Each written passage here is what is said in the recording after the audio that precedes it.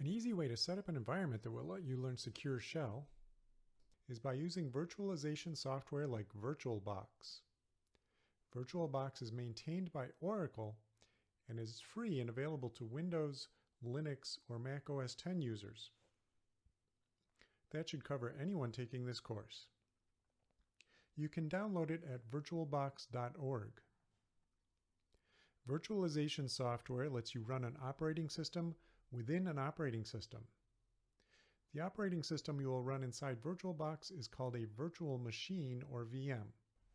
You can download an ISO image of Ubuntu Linux desktop or server. I'll leave that choice up to you. For use in this course, you'll really only need one virtual machine to connect to, and you'll connect from your host. You can set all of this up for free, so please give it a try. You'll see how to install VirtualBox on Windows and Mac OS X in the next lesson. The process is very similar for installing on Linux.